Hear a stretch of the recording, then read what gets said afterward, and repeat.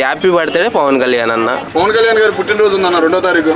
రచ్చ ఎలా ఉండబోతుంది? రచ్చ బాగానే ఉంటుంది కానీ మరి హైదరాబాద్లో చేస్తారా లేదంటే గెలిచిండు కదా పవన్ కళ్యాణ్ అన్న ఆంధ్రాలో చేస్తారా అదే డౌట్గా ఉంది నాకు. సో హ్యాపీ బర్త్డే ఓకే కరెక్టే కానీ పోయినసారి ఇక్కడ పవన్ కళ్యాణ్ అన్న ఇక్కడ ఉండాలి కదా. పవన్ కళ్యాణ్ అన్న ఇక్కడ ఉంటే అందరు చేస్తారు.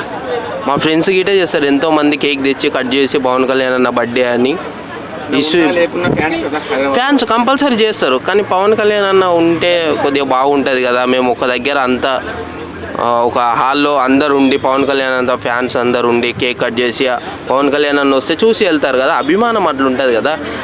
మరి పవన్ కళ్యాణ్ అన్న తెలంగాణలో చేస్తాడా లేదంటే బర్త్డే లేకపోతే ఆంధ్రాలో చేసుకుంటాడా, మరి ఎక్కడ చేస్తాడా, అసలు చేసుకుంటాడా లేదా? ఇప్పుడు రాజకీయంలో ఉన్నాడు బిజీగా, మరి చేస్తాడా లేదా? మళ్ళీ ఫ్యాన్సే చేసుకోవాలన్నా కేకులు తెచ్చుకొని కట్ చేసుకొని 5 మంది 10 మంది 50 మంది కంపల్సరీ చేస్తారు. పవన్ కళ్యాణ్ అన్న రాకపోయినా వచ్చినా రాకపోయినా ఇక్కడ చేస్తారు, అక్కడ చేస్తారు. సో అన్న బిజీగా ఉన్నా గిట నేనేమనుకుంటున్నా హైదరాబాద్లో చేస్తే అందరికీ హ్యాపీ, అందరూ వస్తారు.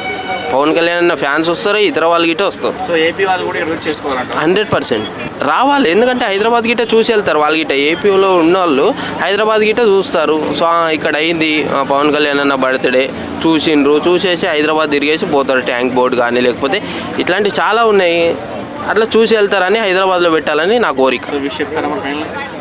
ఫైనల్గా ఇంకేంది హ్యాపీ బర్త్డే పవన్ కళ్యాణ్ అన్న. సో అంతే. అభిమానం ఎప్పుడైనా లోపల ఉంటుంది అన్న.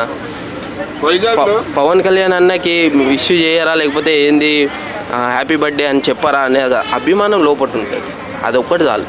ఓకేనా? వైజాగ్లో రేపు 30వ తారీఖు మీటింగ్ ఉంది. ఆ రోజు ఏమైనా గట్టి నిర్ణయాలు ఏమైనా తీసుకోవచ్చు అంటావా? చెప్పలేమన్నా. ఇప్పుడు బర్త్డే ఎక్కడ చేసుకుంటారో అదే కన్ఫ్యూజన్ ఉంది మాకైతే.